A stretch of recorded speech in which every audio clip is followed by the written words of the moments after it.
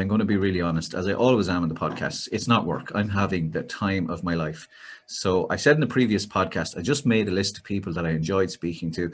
I enjoyed reading about, that I was fascinated by them or inspired by their life story. And as simple as that, I took an action, because I think so many times in life, people think, I'd love to do this, I'd love to do that, I'd love to jump out of a plane, but they don't take the action. They sit on the couch and they dream about the action, or they complain about it not happening, but they don't take action. So one of the lovely things about this podcast is I am learning so much, I am having so much fun, and I get to meet the most amazing people. My guest today is AJ, I should say AJ Roberts, and I should say Mr. AJ Roberts, because when I went looking AJ online, there are a couple of other AJs in the world, but Mr. AJ Roberts, an amazing life story. When I come on podcasts, sometimes I notice that people give such a long introduction. Basically, I want to say, they finish their introduction and I want to say, yeah, thanks for having me on. That's my life story. Goodbye. Because their introduction has been so long. So one of the things I've done differently in the podcast is try to have you listen and have you discover the real story behind this person. So AJ, my plan was this: if I was helping you write your autobiography, I think I would call your autobiography From Bournemouth to Afghanistan. And I know I've probably could put a few more places in there, but Bournemouth to Afghanistan, it's not the catchiest title in the world, but I think within it lies some of the truth of your journey. Thanks for coming on, AJ, and tell us why do you think this will be an okay title for the autobiography? Again, thanks for having us on, mate. It's absolutely fantastic, and I love your podcast and everything it stands for. It's great, and thank you for allowing me to be part of such a collective of awesome people so far. I guess the title was great, to be honest, because Bournemouth's where I was born. It's the football club that I almost made a professional career out of until I got injured. And it was because of that injury at AFC Bournemouth in the youth team that led me on to then joining the British Forces. I had a bit of a downward spiral in between that injury, which I thought ruined my whole life. As any youngster, would go through, and it still do to this day. We still see it week in, week out. But it was because of that downward spiral that led me to joining the British Army, and from there I ended up serving a total of 15 years, and serving in places like Iraq and Afghanistan. Obviously, the things that you experience, good and bad, can really help you shape the way you are now. And there's a lot of transferable skills, a lot of life lessons that very few people will ever experience. Working under some of the most highest intense pressures you could ever think about, whether that's in heat carrying half your body weight, to actually being in like a firefight, for example, and you got people shooting at you because they want to kill you. So it's you can take a hell of a lot away from that. And I think just like we do in everyday life, I think that things that we encounter every single day, there should always be some analysis there, some kind of self-reconciliation about what we've been through and what we do, and what can we learn from it all the time. And I think the more you do that, the better your future in your life can be, because like you were saying about taking action, it allows you to be able to become an action taker, because you very quickly understand what is the alternative if I don't, what's the alternative life going to be, what if I don't do this, how am I going to end up, and that's in all walks of life. You don't have to be in the military to think like that, but it's such a fantastic skill to be able to learn and really hone in on. Yeah, I think that the ability to learn, I spent a lot of my life as a teacher, and if you said to me, what did you learn from teaching? And I would think one of the things I learned was I don't know everything. I need to keep learning. I need to learn every single day. I think too, I sometimes encounter people who are, naturally drawn to podcasts, particularly ones about resilience and mental health, because they're going through, a really tough time. And, I think it's so important for people to hear the words and to realize, that when you face tough times, like for me, my tough times were depression, suicide, alcoholism.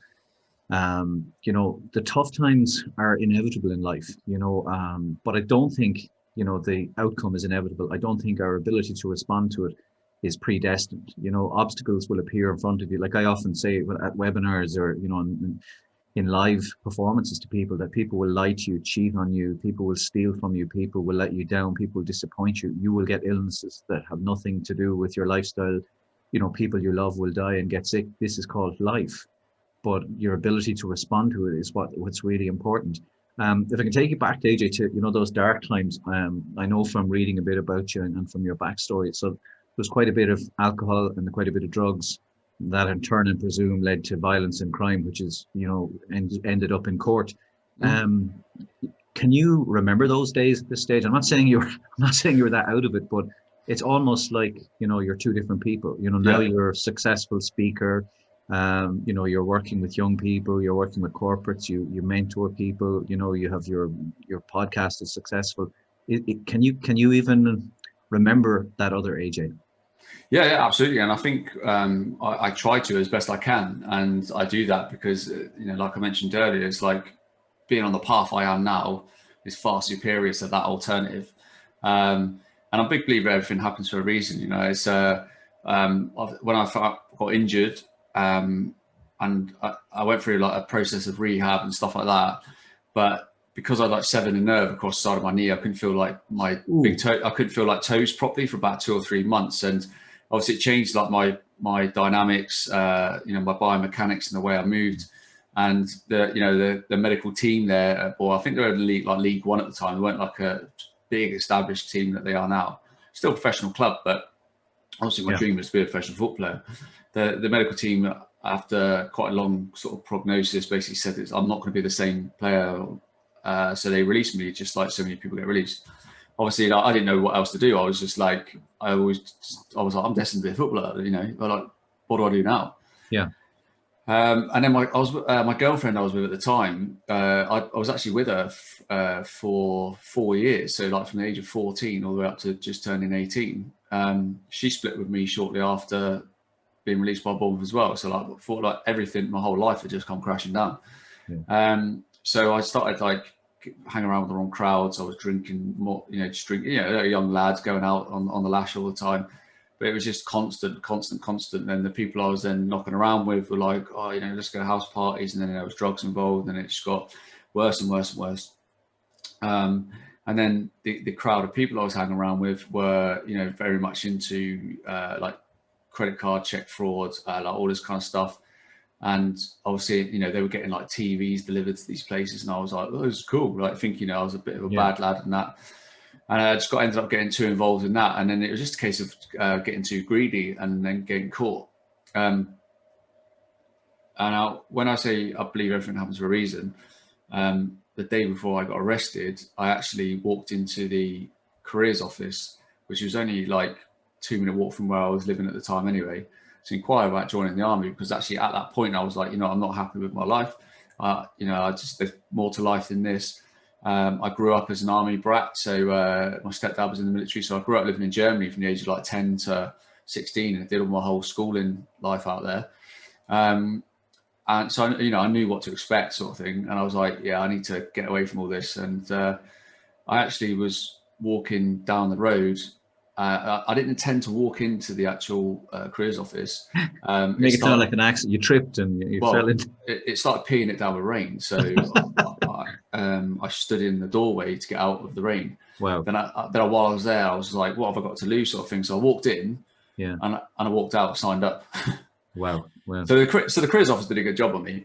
But I was kind of just like, you know, I knew that they, you know, when they start talking, they try to sort of like funnel you towards sort of cap badges that are, you know, low on numbers and stuff like that.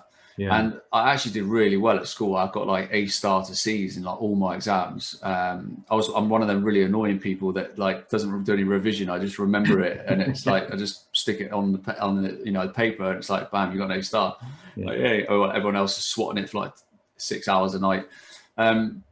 So, you know, it was pretty much like pick and choose like what I wanted to do in the army, you know, with the grades I got. But I got arrested the day after I signed up. Now, it was quite a quick turnaround, actually. I found myself in court with two lads that I was, you know, arrested with. And the solicitor basically said, look, Mr. Roberts has actually started the process of joining the British military. He's got a military background, all this kind of stuff. He's a bright lad. He was playing, almost professional football player, Bournemouth, etc.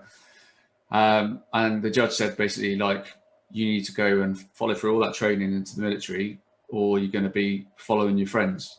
And then that's when he said, like, you, Mr. Beatty, you, Mr. Dickinson, to the other lads, I sentence you to 3.5 years in jail. And I was basically let off on the proviso that I carried it through and actually joined the military. So I think that was a bit of a wake-up call, and I'm sure it would be to anybody. And one of the best things I ever did, because then what followed, obviously in the military, was some of the best days of my life, and some of the biggest and best memories. Good and bad. Obviously being in the military comes with that risk. Like if you go to war zones like Iraq and Afghanistan, and other places, Sierra Leone and stuff like that. But the good, like, massively far outweighs the bad. Sure. I had my wife laughs because I literally collect people, AJ. I meet the strangest people in the strangest circumstances, become friends with them, and they end up coming to our house for dinner and holidays. And my wife is like, please, like, somebody who collects, I don't know, stray animals and end up with 50 ducks, 2 chickens. I'm a bit like that with people. And I made friends with this guy, and he actually was in the US Army. I met him on Xbox, of all places, playing Call of Duty. I had an addiction at the time. And he flew, his job in the US Army was he flew drones in Afghanistan.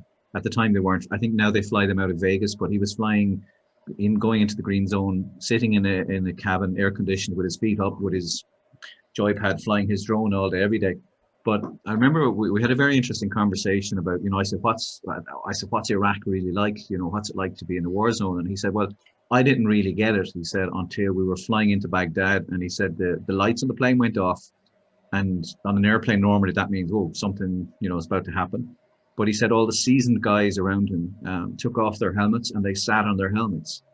And he said to this guy, what are you sitting in your helmet for? And I think it was quite early on in the conflict. And he said, well, you don't want to get shot in the ass, son, before we land. You don't want to get your balls shot off. And he said it was only at that moment he went, oh my God, this is real, Did you have, in Afghanistan or Iraq, did you have a moment where it went from, it's not, this isn't boot camp, this is not drill, this is not, cleaning your gun because the sergeant's going to chew you up is different from cleaning your gun because if it doesn't go off, you could lose your life. Mm-hmm. At what point did you realize, AJ, that, like, I've stepped from, training camp, from something that was a bit of fun with the guys, to suddenly this is really deadly serious? Probably about 6 or 7 hours after we got off the plane. Really? That quick? Yeah, because they basically used to stop all media outlets if somebody was killed. So no one can use the phones or anything, because the first thing that needs to happen is the deceased person's next of kin needs to be informed. So they can't obviously run that risk of people like telling someone on social media, or like telling their wife or girlfriend back at home that so and so's been killed. So that happened within 6 hours or so of us being there, and some young Royal Marine was shot in the face by a sniper, killed instantly. And it's quite, as a commander on that operational tour, you just looking around, you've got to very quickly change the tune for your guys so that they don't, straight away, the minute they get off the plane, the morale then hits the deck. Yeah. Because of the reality that they're faced with. So yeah, it's something to be very mindful of. But obviously in my head, I'm like, yeah, this is the big time, in terms of like, everything you join for. This is war. Yeah, it's your profession. It's what you train for.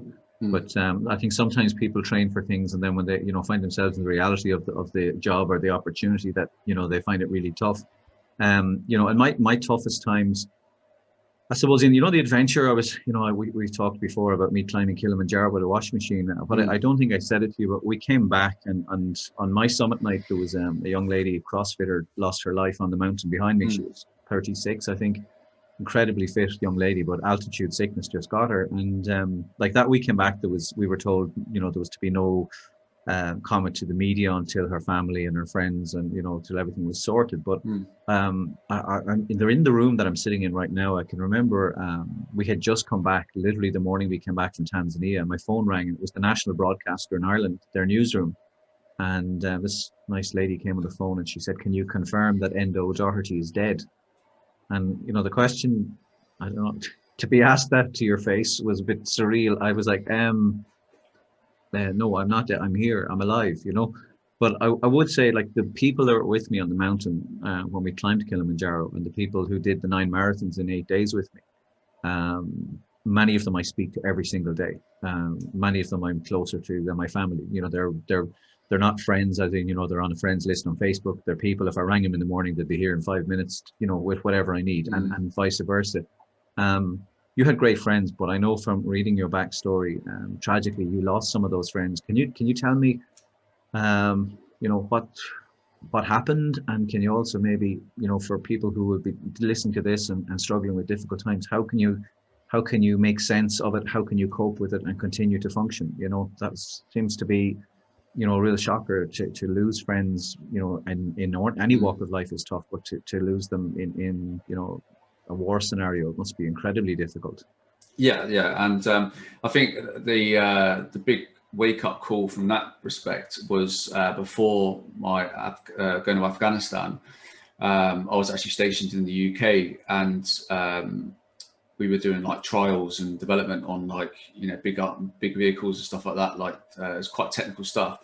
It was quite good, but one of the guys that was based with us at the time, he got posted to an armored corps regiment to do as what's basically called like a front recce screen. So they would be quite out, on small little vehicles that are really nimble, to get, build up a picture of the ground and, gather intelligence and stuff like that.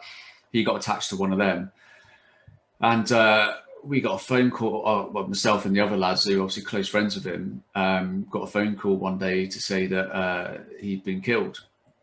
I saw on the news in the morning that a lad from the Armoured Corps and an engineer had been killed. And I was like, oh, Christ, who now? And it wasn't until I got a phone call from one of the lads saying, AJ Jonah has been killed, mate. And I was just like, my heart sank. And it was just like, what the hell? Jonah was early 30s, I think he was, with 3 kids and a wife. He's a Welsh lad, really, really funny. And his wife basically asked if his close friends could take him off the plane and bury him and all the rest of it, rather than just be each regiment or corps. Each corps had a set group of people on duty for repatriations and that. Sad as the job is, someone's got to do it. And she was adamant she wanted his friends to. So there was myself and 5 other guys who was carrier's coffin, and the bearer party commander, who would be the person behind, the coffin, that was kind of dictating the pace of it, because it's all done really ceremonial, proper drill, everything. And we had to go to a place called Chatham in Kent, where the headquarters of the Royal Engineers are, and we had to practice for a week to get it proper right, using a ramp section like that, with an actual coffin on top of the ramp. Oh my God. That was made up with weight, using the big boxes of paper, office paper, to make up the weight, simulate the weight of an average person. And we were doing this in front of young recruits and all sorts, who were going about their daily lessons and all the whatever they were doing. And you kind of look around, but they wanted to give the recruits the surrealness of the war. So if people were practicing on that, they knew that somebody had died, and they're practicing to bury them. Now, when the plane came in from Afghanistan, we had obviously our friend Jonah and the young lad he was killed with, who was actually not far from where I'm from. He was from Dorset as well, and we obviously we marched up to the plane. Obviously the tailgate was down. We went on, and we'd been practicing, and then it's just the difference, the surrealness of when the guy pulled the curtain across and there's actually your friend in a coffin with the Union Jack draped over it, just like, and you're literally like, what the, and all of us just broke down. Like some guys are taking a knee and all sorts. It's just like, it's literally like getting uppercutted in the face, like really hard.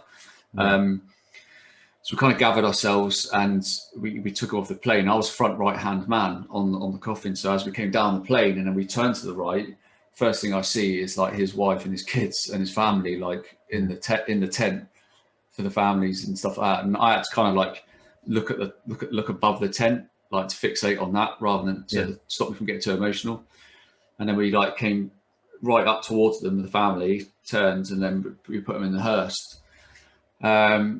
And then the two hearse for Jonah and this guy was driven to Wootton Bassett, which obviously at that point, obviously all the troops, repatriated troops were coming through, and the streets were just lined with people and flag bearers, you know, veterans and all that kind of stuff.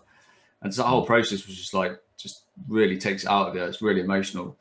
And then 2.5 weeks later, I think it was, we actually buried him with a full military burial, and that was really tough. That was like actually lowering him into the ground whilst his like wife and kids are like straight in front of me. And you know, just that really, I think, for, you know, looking back on it, and I've said it a few times, I still to this day believe it, that like that, as horrible as that situation was, I actually strengthened my stomach for when I went to Afghanistan and we were in situations as a commander in charge of guys. You know, I was very much, because I've been through that process, I was just kind of like really quite astute to everything that was going on. I was very switched on to everything. I think it just hardened my stomach. So like when you see people with like legs blown off, or even kids, you know, sadly seen this kid like was just throwing rocks around and it hit a pressure plate and it blew the young kid's legs off. Just when you see all that kind of stuff, it just kind of hardens your stomach and your reserve for all that kind of stuff. Like, but yeah, that whole situation was horrendous. And then obviously when we went on tour, we lost one of our guys just before Christmas. He was the top cover in a vehicle, and the Taliban member was in the actual bushes, sat down with a remote control device and set it off. It was like on a command wire. And the vehicle he was in flipped 3 times in the air. The explosive charge was that big. He was shot out of it, and he died of head injuries, actually, you know, gracefully back in UK with his family around him, which is like quite nice to know. You know, not out, he wasn't, you know, blown to smithereens in Afghanistan. His parents, you know, would never be around him ever again. So tough times, AJ. Really tough times. It's and then obviously just you know, and it's not just those situations as well. When it's your own people, it's just like, you know, almost on a daily or bi-daily basis, it's like, well, media shut down somebody out, and you just, you know, amount of times we had held vigils, and you know, had the last post played was like, I couldn't even tell you how many times we did it on that tour. It was a lot. And then you obviously, when we're working with Americans, you know, so you see the fallout of certain, you know, Americans being killed as well, whether it's from explosive devices or snipers, or sadly even people committing suicide on tour, which happened a couple of times whilst we were there, you know. So it's no one's safe from it. It's just that's how you deal with it at the time. So going back to your question about how you're dealing with that, I think I probably benefited from being a commander, because I was very much focused on like trying to be the best leader I could be. Because you knew the consequences of getting this wrong or not leading. And it's just like I was so dead set on trying to be the best leader possible. And I know it was working, because like, you know, guys were arguing over like trying to be in my section because they loved being in it. You know, the standards I wanted out of my subordinates are very superior, and always were. You know, they had to be fit. They had to, you know, they had to be courageous. But I'd always empowered them to almost act a rank upwards. And by doing that, you're giving people that opportunity basically to almost be commanders themselves. So when we were getting into like firefight situations and stuff like that, I had young guys who were like 19, 20 years old screaming out like fire control orders and stuff, which is what like the commander usually does, because they were that confident in it, because of the empowerment that was given to them. And I think that's so important, you know, and it's an important lesson that I share with like people in corporates and stuff like that about, you know, you don't need to have been to a war zone to be able to empower people to that level. You know, you can do it within the corporate space, and you'll find the productivity and, you know, the efficiency and the development of those people like are fantastic, and it only, you know, so it's a massive win-win. And that's what, you know, that's why it was so good. And every time we got into like hairy situations, everyone was just on it straight away. You know, the training kicks in. But I tell you what, you know, I've never been in a situation or seen or even read of anything like this, where at that point in time, when towards, I say between 2012 to 2014, probably, when, you know, for somebody, I don't think there's any other place or any other job or any other industry where someone who's 18, 19 years old has to know so much at any given time. So that's all your training on weapon systems, vehicle platforms, or communications kit, battlefield casualty drills, you know, counter IED drills, like all this stuff that you have to know as an 18, 19-year-old is just unbelievable. Yeah, but really, right, a pleasure to see, you know, that and be around. I think that's one of the big things I always took out of that. Yeah, you know, when you were talking there about the funeral, my wife and myself, we traveled quite a bit. And we had a wonderful experience visiting Washington a few years ago, which was amazing. Anyone who hasn't been, go, because there's endless museums and art galleries, and everything seems to be free, as opposed to New York where you pay for everything. But we went to visit Arlington, and we went to visit JF Kennedy's grave. But we had walked around and taken our photos, and we were having a lovely time. We were going, you know, we were planning which restaurant we were going to go back into, you know, stuff our faces. And my wife was planning a little bit more retail therapy, and we were waiting for the tourist bus, and I could hear this in the distance. I could hear this single drummer just beating a slow march, and as they do in Arlington, 4 or 6 black horses came with a gun carriage, and there was one coffin on the back with stars and stripes. And to my mind, there was one mourner. It was a young lady. She looked about 18, 19. She couldn't have been much older. And she had a single red rose. And it was so strange. Like, she was so alone, obviously so sad, obviously so heartbroken. And here was on one side the brass and the stars and spangled banner, you know, the pomp and ceremony of a military funeral, but behind it was the heartbreak. You know, it's tough. Lest we depress everyone listening, Andy, AJ, let's change tack for a second. As a motivational speaker, people hire me to speak. You know, they tell, much like you, come and tell my story, entertain us. Sometimes, though, I find when I'm mentoring people or mentoring teams, sometimes people almost expect me to deliver their salvation. You know, when I said to my wife at one stage, when I was drinking, you know, a huge amount of alcohol, I was drinking maybe 4 bottles of whiskey a week. My Friday night drink was like, say, a pint glass of vodka and with cough syrup. And, you know, I said to my wife when I came out of that, I said, why did you never tell me to stop? And she said, you have to, each person is responsible for yourself. You have to save yourself. Do you find it's problematic, or do you find it challenging? Do you find it difficult when someone's coming to you for help or advice, and the bottom line is, you know, they need to save themselves? You know, you can give them the coaching, you can give them, you know, the mindset, you can give them directions, but the bottom line is it's still, you know, it's still their life. They've got to take those actions. Do you come across that as an issue much? I wouldn't really call it an issue as such. I think that it comes down to the bottom line. Like, we all need to take that level of ownership, and it's like, it's where people are at that stage, you know, and being able to identify what the main cause of problems are, what their issues are, what their weaknesses are, what they can do better, like, it's all that kind of stuff. It's like how they identify it and then own it. I think that's really what I come across, you know, most of the time. I think a lot of the coaching I do is obviously with people who are like startups and businesses, you know, obviously corporate teams and stuff like that when it's to do with like leadership and stuff.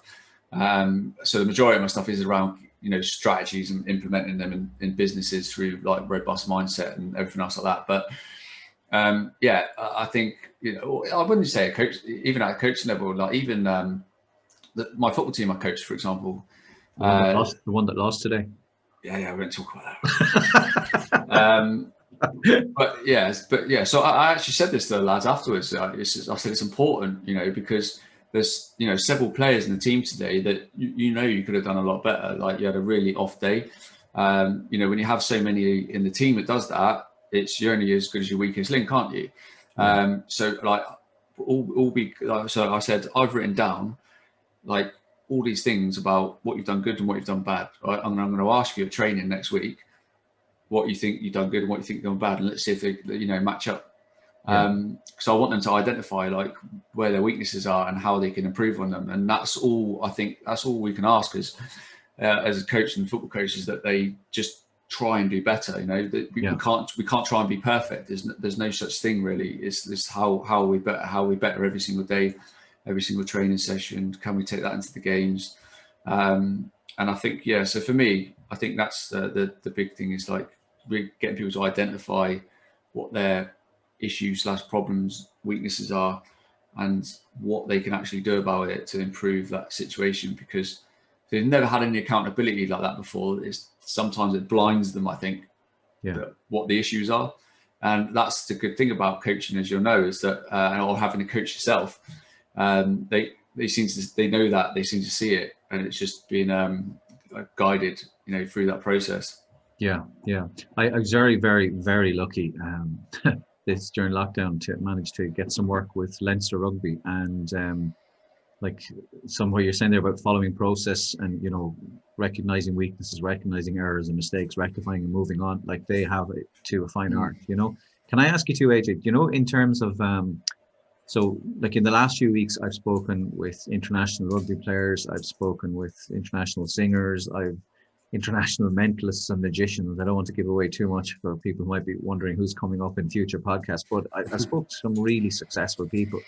And it strikes me in my work with businesses and sporting teams and individuals that the people who are winning, the people who are on top of their game, they can be from completely different worlds, but there are maybe 10, 12 key characteristics that make them standout winners. Do you see a pattern in the people that you're working with or the people that you speak to? Can you see a pattern where there are definite identifiable traits in winners? Yes. And I think a lot of it is, all of them have overcome some level of adversity, and as I've had that experience of what it's like to, you know, really lose something, or I've had a bad experience, I've had, you know, their mental health's been affected. So they identify what the alternative is if they don't either turn it around or improve their current situation. All my close friends who are in the military or ex-military are doing very well, whether they be like adventurers, authors, entrepreneurs, whatever they may be, that they've all got the very, very similar traits. They've all like been in the military, they've had to overcome injury, you know, losses, mental health problems, PTSD. And it's almost like they use that as fuel now. You know, they flip it on its head, and that's what drives them forward. And they're all delivering on like a fantastic level, and just inspiring people every single day. And it's the same for like the majority of my clients. You know, they've come from something. They just want to change and improve their current situation, but they just don't know how to, like, you know, package that or improve that. That's obviously why they seek out the coaching side of it. So yeah, absolutely. And then, you know, and they're all winning and doing very, very well at it. Yeah, I just love the science of it. You know, I worked with a sporting team, a fairly well-known sporting team nationally, and I remarked to them at the start of my presentation that the first 5 guys into the room were starters, including the captain, who sat in the front seat, who took notes, who were impeccably groomed, and the substitutes, or people who don't make the team, arrived late and apologized there was terrible traffic. And I pointed this out to them, and, you know, I said, for me, you know, it's the small things. It's an accumulation of things in life that allow you to succeed or guarantee that you'll fail. Just before we came onto the podcast, AJ, I was reading about this man in Australia, and I'm definitely going to go and write a piece or do some research on him. That he was ex-military. He had seen the Japanese surrender in Tokyo Bay. He was on the ship that day, but he retired, and he lived in a house on a cliff in Australia. But he witnessed over 500 people attempt suicide on the cliff outside his house. And he, on 500 occasions, he went over, talked to someone, said, "Are you okay?" Offered them a cup of tea or dinner, brought them into his home, asked them what was wrong in their life, and saved 500 lives. And he was granted all sorts of awards by the Australian government. So I love that, because it really inspires me. You know, just sometimes the smallest action can make the biggest difference. Is he still around? Is he? He's not. No, I think he passed in 2012. But I was thinking I might go and his wife is still alive, and he has some children. I was thinking I might go and track down his kids. I think it might be a great story. But my question I was going to ask you is, who inspires you? Like, you know, some people will look at your life and they'll say, "Wow, he's been in Afghanistan. He's been a leader. You know, he's been a semi-professional sportsman. Now he's a motivational speaker." You know, there are people who hold you on a pedestal and say, "Wow, that's an amazing guy. I'll go to him for some help." But my question is, who inspires you? Who have you looked at, or do you look at and go, "Wow, that's what, you know, that really gives me." Yeah, absolutely. So up until August last year, it was absolutely my grandfather. He sadly passed away. He was 97. Very, very interesting man. I mean, today of all days is obviously the time recording is D-Day, and been 77 years since that day. He was the second man to land on Juno Beach with the Canadian Forces. And he met my nan whilst training in England for D-Day with the Allied Forces and that. She was from Bournemouth. So he was from a really tiny little village in New Brunswick. And he actually went on to capture the tallest man in the German army. So there's a really quite famous photo of him capturing, and I can send you it after this, mate. It's yeah, I'd love to see it. He captured the tallest man in the German army. He was 7'3" or something, and my granddad was like 5'3". Yeah, really small dude. And so him and my nan obviously got on really well, and they were the perfect fix. My nan was about 4'11". So yeah. And and obviously he had so many amazing stories through his period of war. He was one of 16 children. Just an incredible story. Like, you could genuinely write a film about his whole life. And he just always inspired me massively. He was my biggest fan, because I actually lived with him when I was playing football at Bournemouth, because my mum and my stepdad were still based in Germany.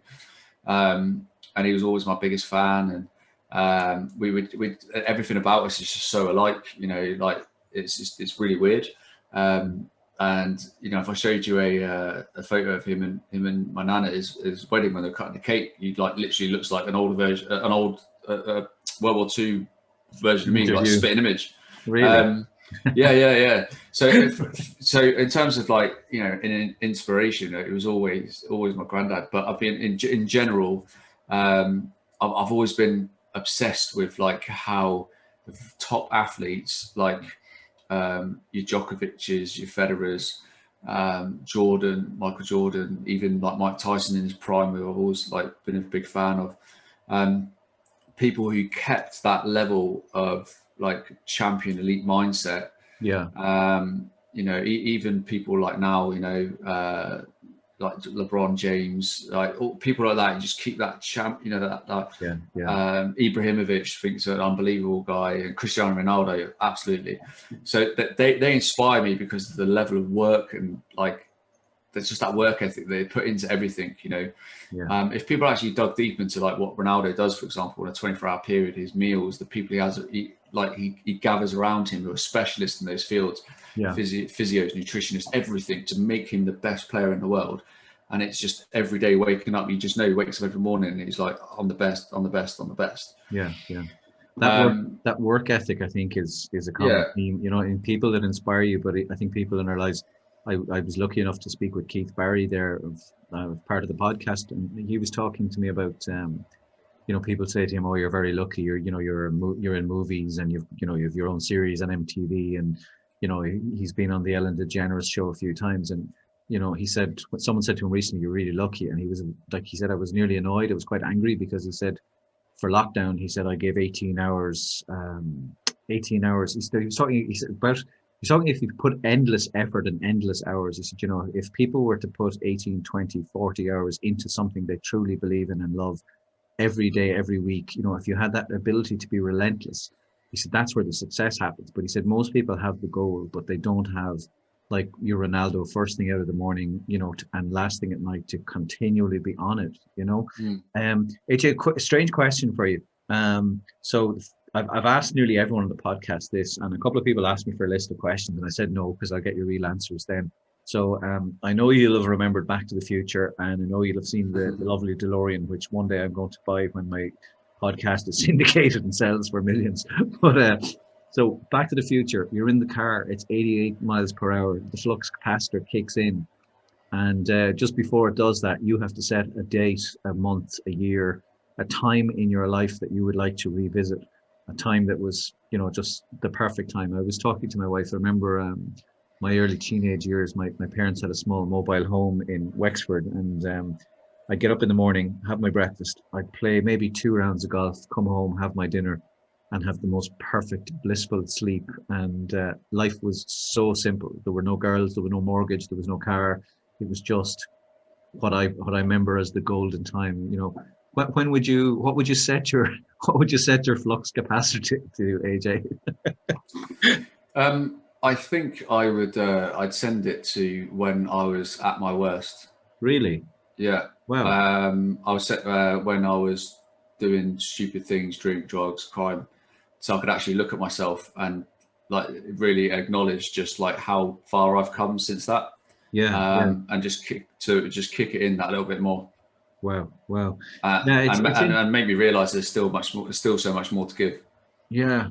Sometimes people ask me, why am I so driven? Like, you're speaking and you're teaching and you're writing and you're podcasting, blah, blah, blah, blah, blah. And one of the answers I give is very similar to what you just said, is I feel huge guilt for the years I wasted. I feel, there was months and years where I literally sat on the couch eating pizza, drinking whiskey, and had no dreams, no energy, didn't help anyone, didn't change anything, didn't contribute.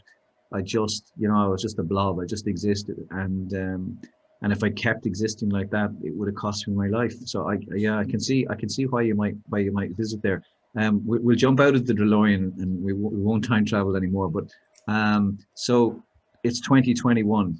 Anyone listening to this? So 2031, 10 years from now, AJ, when on your famous board, your whiteboard, whenever I see a post on LinkedIn, and actually anyone who's not following AJ on LinkedIn, you should. He has tons of, 5.5 million motivational quotations up every day of the week. I don't know how he does it. I'm so jealous. I look at it and go, oh my God, I wish he'd stop. I feel so guilty. But on your famous whiteboard, when you've got clients that you're working, you often talk about visualizing and where will you be in 3 years or 5 years? So what's the plan for 10 years from now? Where do you want to be, or what do you think life will hold for you? You know what? If you asked me this question probably about 3 months ago, I think it would have been a different answer, because of like what's going on at the minute in the UK, and that like it's not great. Literally, I was on a walk before this podcast with my wife, and we're talking about looking at emigrating. So just because we've lived in Australia, we know what the lifestyle's like and stuff like that, and what we want for our kids in the future, and the lifestyle for them, and giving them the best opportunities. So I'd like to think like 10 years from now, I think we'd be living either in Australia again, or somewhere similar with a similar climate. Obviously, a lot of my business is very much online and stuff like that. But in terms of going to do physical talks, and that is still very much what I want to do. I'd love to. I genuinely want to have like my own academy, where people could just come and like learn and develop all the time, like whether that be online and person, and actually help develop other coaches and speakers to really help develop other people. Almost be like a trainer type thing within that academy. I think I'm going to start a book this year. I'm I'm getting Don't do it, AJ. Don't do it. Yeah, but I'm getting to the point where the longer my podcast goes on, and every single guest I have on has got a book out, I still haven't. So it's like it's almost like I'm torturing myself. But I think that what I'd like to do with the book, the ideas I've got, is just too stupid to, leave up here. And that really hit home again the other day when I was actually at the cemetery in Bournemouth. I'd been out for lunch with my dad, and I thought I'm going to pop in and see my favourite couple in the world. So I parked up, went to see my nan and granddad because they're together, nice little plot. And I was kind of sat there like, you probably do the same as me. Like I literally start daydreaming sometimes, and I start like giggling to myself, and I was just thinking of like funny times, like living with my nan and granddad and stuff like that. But then as I started to get up and just walking around, it really hits home just how many people are there. And then that, that old saying that like the richest place in the world is the graveyard, because so many amazing ideas and shares and potential is buried there. Yeah. That's never been unearthed or used. And, it just really hits home. And that's one of the things that like I've talked about the last year or so, but I'm at that point now. I need to start getting pen to paper. Yeah, well, I'd say two things. One is having gone through the process, I'm involved in the charity book at Christmas, and I have, please God, a third book coming out next year. But it's really funny that if you asked me to make a list of the top 15 things I thought I'd get from the book, the reality 15 best things I got from the book wouldn't have been on that list. It's so many times you take an action or get involved in something thinking it's going to lead you one direction, and it's led you in 5 million different directions, so it's been wonderful. The other thing is, if anyone's listening to this, when people say to me, I'm going to write a book or I'm going to run a marathon, I've done it lots, that on the spot, I'll ask for their phone, open their calendar, and I say, how long is it going to take you to get fit for the marathon? They go, 6 months, 9 months. And I go, right, there's Berlin on the 6th of May. Enter now, take your credit card out, take an action. And they're like, oh my God, hang on, hold on. I'm like, but no, hang on. If you want this to happen, put it down the calendar, tell someone about it, and start taking actions and watch it happen. So, AJ, what date will you and I be having a second podcast with the book in your hand? So, given that you have to write it, find a publisher, print it, edit it, market it, do the graphics, when will we see this book? Friday. Maybe Friday. Yeah, that's taking drastic action, isn't it? Yeah, it is, and that's something I'm really proud of, that I've coached myself to do. The minute, if somebody hits you on the knee and your knee shoots out with a reflex, I've got that reflex now for fear or for procrastination. Yes. If I think about something, I call it immediate and bloody action. I just absolutely plow into it on the spot, and if it means I stay here till 2 a.m, I stay till 2 a.m. But it's now become a reflex. So now the minute I feel fear or I put something off, I automatically jump to it. I was going to ask you, anyone listening to this if people are watching this on YouTube, they'll see you're a good looking guy, and you're very warm, affable, you're a big smiley. It's hard for me to imagine you, as you clearly were, professionally, you had to be capable of delivering immediate and terrible violence, Is it difficult, the transition? I often hear people who were vets talking, the transition from military life to civil life. Like, do you find, was that difficult, is my first question. And my second question is related to that. It's, I have a really bad temper, but I have really good mechanisms for controlling it. I rarely get angry to the point where I've lost it, because I know it's not a good thing for me or for anyone around me. What makes you angry, and was that transition tricky from military to Civvy Street? I think the trickiest thing for me is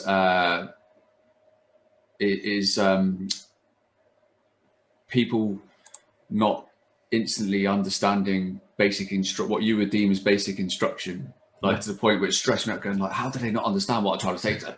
Like, and it does sometimes still now, but that's usually within, like say, coaching the football team, for example. And I think that's actually more of a generation thing though, because we're seeing it on a grand scale, aren't we? Like the attention span of like teenagers and that nowadays, because the lack of eye-to-eye contact, all that kind of stuff. So they're not actually taking in everything you say.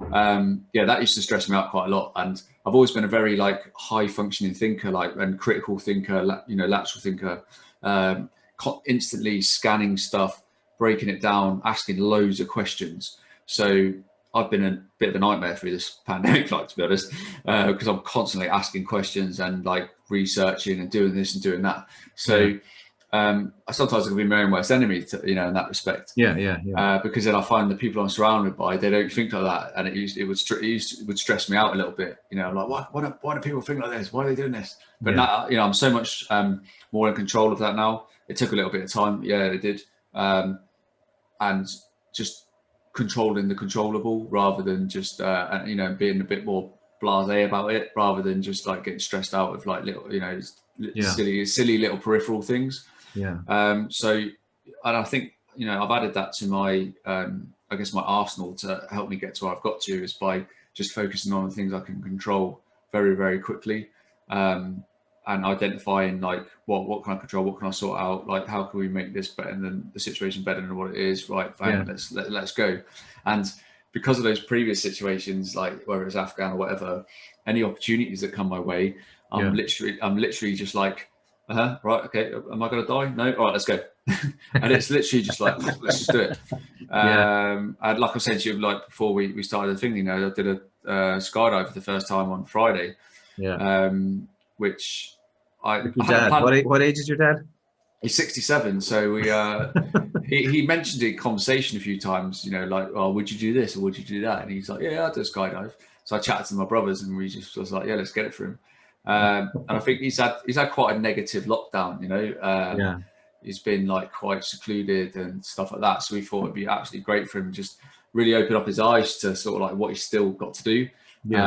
There's still so much for him to try and get out there and enjoy. And so I did it alongside him just because I knew it would make him feel a lot better about it. And it was the most amazing experience. It was just, I said to my wife, like, I just felt so free, like just falling through the air.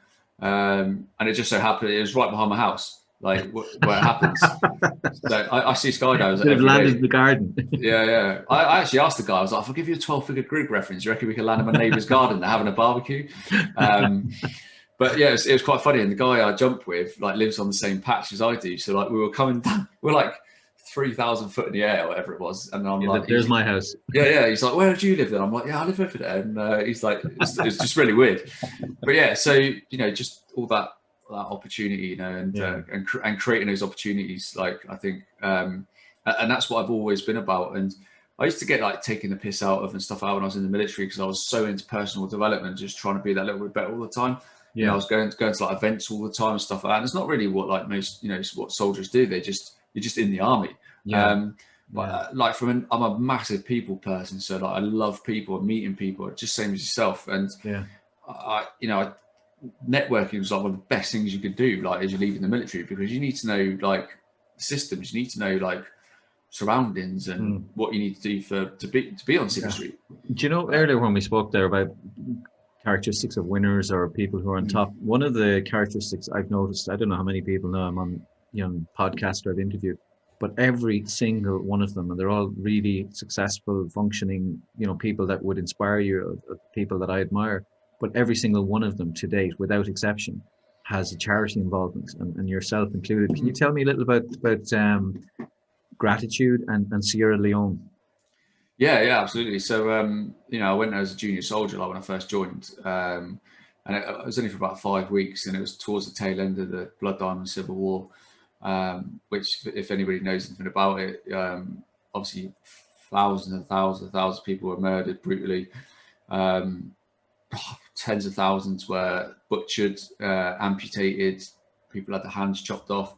And at the time, it was the president of Sierra Leone was saying that the future of the country was in the people's hands, because they were mining diamonds. So they wanted to mine as many diamonds as possible, because it would help the wealth of the country. Obviously, the West Side boys, or the baddies, let's call them, were obviously actually started in Liberia next door, and it spilled over the border into Sierra Leone, and they were basically trying to disrupt that whole process. And they were just going around like trying to chop people's hands off, basically, so they couldn't mine any diamonds. and this involves some of the most horrific things you can imagine. Everything from like gang rape on infants. It was just really barbaric. So I think the best way you could describe it was like if Stephen King wanted to write, bring the worst barbaric film out, he could base it on the atrocities that happened then. And I always said that I'd love to go there in peacetime again, because the people were just like really nice, and I just love the whole kids just playing with anything that's around. It just takes you back to your childhood a little bit, although they live in poverty. And then you've got obviously the fact that the scenery, the beaches and stuff like that is just phenomenal. And I always said to myself, when I go back there in peacetime. So I got the opportunity to go. Well, I actually got introduced to this lady called Faith, who runs a charity called Melkosh Mission International, and it focuses on the amputees, the rape victims, and their children from the Blood Diamond Civil War, and helping them just kind of get through day-to-day life, really, and support, because they've been forgotten about, which is really, really disappointing, because the government have kind of like integrated these West Side boys and people and the terrorists back into society from their own country, but like the actual people who were brutally attacked have been forgotten about. And they're everywhere you look. And so I saw my friend over there, my American friend, and I was just like, wow, that's amazing what you're doing, unbelievable. Got chatting to her. Anyway, at the time, the CEO of the charity wanted to get in touch with like someone who was into coaching, to sport and stuff like that. So my friend introduced her to me, and we had a Zoom call, and basically sold it to me straight away. And I was just like, when we going? What time's the plane? And January 2020, I went to Sierra Leone with them, and did a proper medical mission. So the months leading up to that, we were doing a big like fundraising drive to purchase a lot of medications and stuff like that to go over there. And I went over there, and each day like delivered some talks and played football with the amputees, which are unbelievable, like single leg amputees playing football on crutches. Like, it's just an amazing sight. They're actually better than a lot of able-bodied people I know. And it's just a remarkable experience. And I still speak to some of these people via WhatsApp, like to this date, and we were supposed to be going obviously January this year, because of everything going on, didn't happen. So I'm hoping to go there in September for another medical mission. I've built a bit of a bigger team as well, with loads of resources. We've utilised this time to speak to a lot of the diplomats, stuff like that over there, because what's being done isn't enough for these people. And just raising the awareness has just been fantastic. But in terms of gratitude and stuff like that, you just have to be on the ground in places like this to understand like just what we've got and how bad other people have it. And I was really keen to emphasize that when I was there, through doing like LinkedIn and Facebook lives, introducing the kids to like my audience and stuff like that. And it was just phenomenal. And, all these like women singing in in these rooms and stuff, like, they're kind of like their church type based songs. And it was amazing. It really, really was amazing. And I can't wait to get back out there. And I tell you what just makes me so humble is when like UK or England went into like the last lockdown around about Christmas time or New Year, I had people over there message me on WhatsApp asking if me and my family were all right. Yeah, it's lovely. It's lovely. It's I think, my limited experience of Africa, I went out thinking I was middle class Irish, and came home realizing that I'm a multi-millionaire in terms of, health, education, home, resources, but I also realized that many of us first world people, we're impoverished compared to the Africans in lots of ways. I think particularly of, the joy they have. I remember when we came down off the mountain, there's traditional ceremony they have where they get some tips from the climbers, and they were singing and dancing most mornings. We fell out of our tents in our designer camping gear, exhausted, eating glucose sweets and 50 pharmaceuticals to keep us going, and they had a bowl of porridge and started singing and dancing, because they were happy, and it came home, I think, with a real sense of try to find value in the hidden things in life, the simple things. I think too, I was talking about gratitude. You go on 50 websites or Pinterest and websites, and people tell you keep a gratitude journal. But I think it's easy to lose sight of what you have. It's easy, you know, in the mundane, everyday things that we take for granted are actually, you know, fantastic things. I think we can appreciate them. And I think also, in terms of helping other people, I'm a little bit embarrassed sometimes, particularly in Ireland, where people nearly have, you know, I'm nearly beatified. It's nearly Saint Enda because you've done this, or you speak about suicide. But like I always say to people, you know, the number one reason I'm involved in charity, it helps me more than it helps the people. You know, I feel better about myself. It gives me purpose. It gives me value. It's good, you know. And if you're listening to this and you're thinking, okay, I don't fancy Afghanistan or I don't fancy Iraq, I'm sure AJ could take you or your money or your help, particularly if you're in corporate world, to help him with his charity. Do you know what, AJ? It's been an absolute pleasure talking to you. Real sign. I often say to people on the podcast, when I forget to look at the clock, it's a great sign. The other thing is I'm looking over at my prompt sheet here, and there are at least 30 questions that I didn't get anywhere near asking because you're such a good talker and your life story is so fascinating and it's so interesting. You spoke about, you know, hopefully writing a book. I think, yeah, immediate action, you should do it. But I also think, given, you know, your fresh face and your young years and how much you've packed into life already, I think you've only really lived the first chapter or two. I think there's great things ahead for you and your family in the future. And I look forward to following you online. AJ, if people want to find out more about what you do or help you or get in contact with you, can you just give us your the easiest ways to find you? Yeah, absolutely. So I've got my website, which is mrajroberts.com. So it's just mrajroberts.com. I'm on pretty much all social media. I'm on Instagram, which I like to use quite a lot, which is Mr_AJ Roberts. I'm on Facebook, and then yeah, I'm also on LinkedIn, which I spend quite a bit of time on as well. So yeah, I'm always around on there, and I spend a lot of time on Clubhouse as well, which is great because I think it's a great tool to communicate and network with people. So yeah, there's find me pretty much everywhere.